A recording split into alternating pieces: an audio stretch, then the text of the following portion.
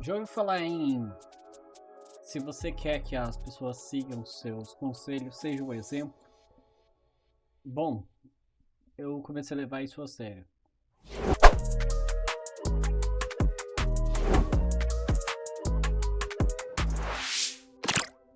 Eu vou começar a estudar cada vez mais Java e vou passar conhecimentos de que eu já conheço de Java, do que eu já estudei e outros que eu ainda vou aprender. E a minha intenção é que no futuro ambos possamos evoluir, então, tanto na carreira. Então é o que eu te recomendo aqui como roadmap.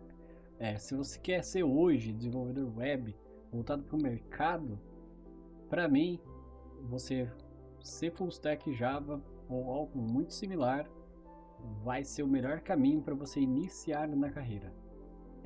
Isso significa que você vai deixar de especializar depois? Lógico que não. Na verdade, é até recomendado. Mas no início, bora que bora. Hoje em dia, se você quiser aprender Java, você vai instalar o IntelliJ. Se você não tem norte nenhum para onde seguir, é a opção ideal para você tanto começar rapidamente a programar em Java com o menor esforço possível, como também utilizar uma ferramenta que já é de mercado e já é bem conhecida por qualquer um. Bom, nesse caso, eu literalmente baixei o IntelliJ e iniciei um novo projeto.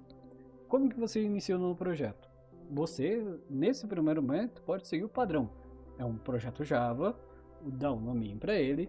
Nesse caso, pode ser o Build System IntelliJ. Você não precisa instalar o Java no JDK, depois eu explico o que seria o JDK. Literalmente deixa a opção padrão. E você simplesmente dá o Create. Isso vai, provavelmente, baixar a versão correta do Java. Você pode utilizar o Java JDK 25 mesmo. Por que 25? Por que utilizar o último, sendo que o mercado ainda não utiliza tal? Porque, primeiramente, projetos mais modernos tendem a usar Java 17 para frente. É claro que existe Java legados, mas é muito mais conveniente você aprender com Java moderno, você aprender primeiramente a utilizar bem Java e você aprender as diferenças com os Javas mais legado, caso seja necessário, do que fazer o caminho inverso e deixar de aprender muita coisa. Nesse caso, eu usei o Java 25 porque ela é a última versão LTS. O que seria a LTS? A última versão, digamos assim, mais estável, com mais tempo de suporte. Nesse caso, eu criei um projeto chamado Dia 1 Primeiro Java. Até não está nem na nomenclatura correta ali de um projeto Java, mas nesse primeiro momento, tanto faz. Bom, aqui tem uma pasta source, uma pasta IML, que é aquele build system que eu selecionei, que nesse primeiro momento é só um XML para assustar um monte de gente.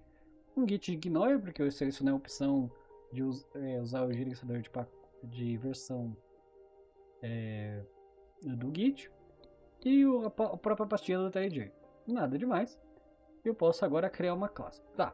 Independente do programa que você esteja utilizando, desde Assembly até Python, até JavaScript, sempre existe o main. Por mais que ela esteja oculta para você, ainda assim, debaixo dos panos, sempre existe um ponto de inicialização. É assim que o programa sabe onde aquele programa está executando, por onde ele está executando, quem que é a referência inicial para o boot. Ele é o ponto zero do programa. Da mesma forma que todo final precisa de um início, o meio também precisa de um início, isso não tem onde escapar mesmo. É a mesma história do Java. No caso do Java, isso é um pouco mais explícito do que muita gente acaba gostando, mas ainda assim não foge à regra. Então, nesse caso, eu vou criar uma classe Java. A classe ela precisa ter o mesmo nome do arquivo. Quando você cria uma classe, normalmente a gente tem um costume de colocar classes começando com letra maiúscula e sem espaço, obviamente, e nesse caso em camel case, ou seja, meu super app, que é esse padrãozinho de a cada inicial de outra palavra ser capitalizado, né? Ter uma letra maiúscula. quando eu inicio ali crio esse arquivo, né, meu super app, ele já vai criar uma classe certinha para mim, chamada meu super app. Ela precisa ser o mesmo nome do meu arquivo e já vai deixar certinho do jeito que eu preciso. Significa que você não pode ter outras classes com outros nomes? Claro que não.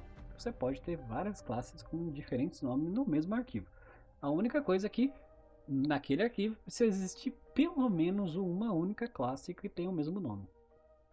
Nesse caso, muita gente decora. Nossa, que difícil fazer um Hello World de Java. Tá aqui a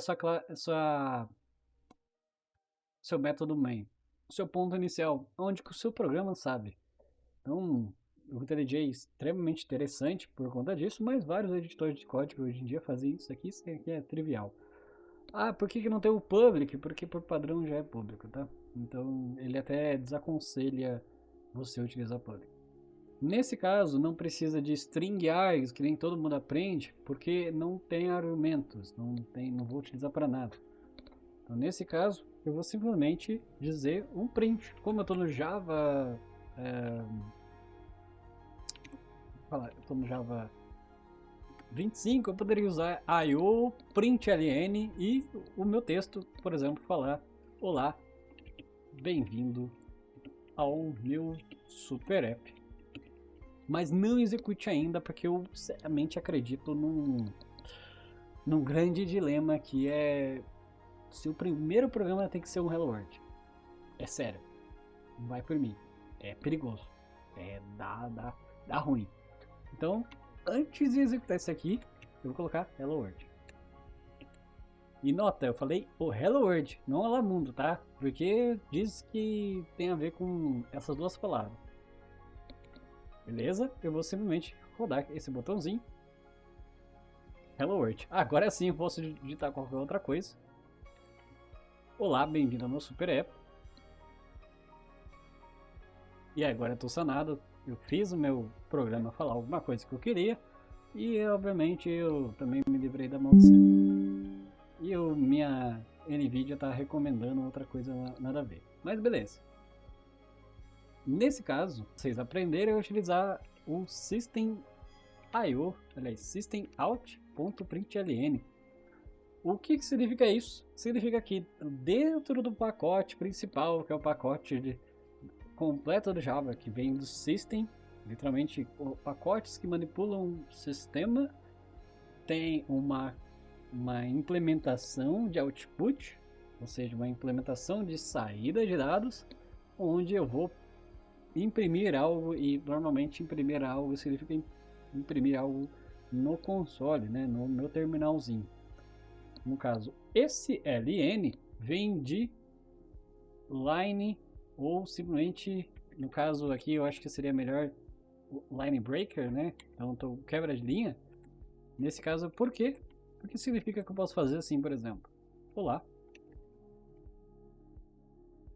novamente.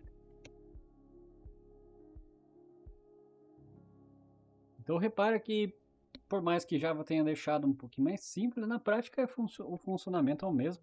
Se eu fizer systemout.println, tanto é que a sintaxe vai ser muito similar. Olá, novamente. O mito do olá. Ou seja, tem muitos olás nesse programa. Eu vou executar novamente.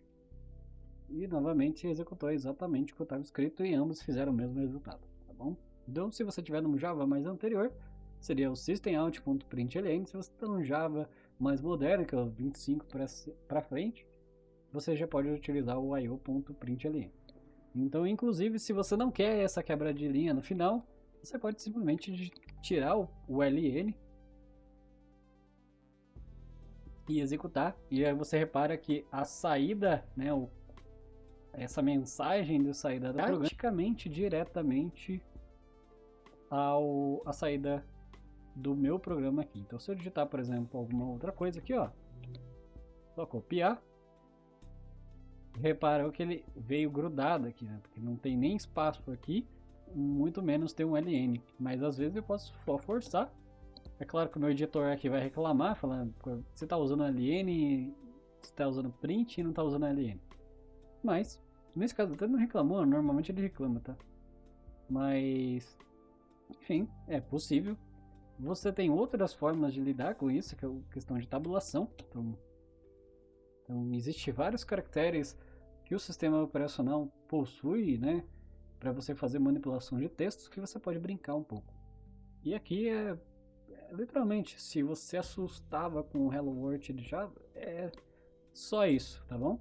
E muito do que é o Hello World de Java é muito similar ao que é de qualquer outra linguagem. Mas para esse programinha começar a ficar um pouco mais útil, eu vou ter que pular para a próxima etapa.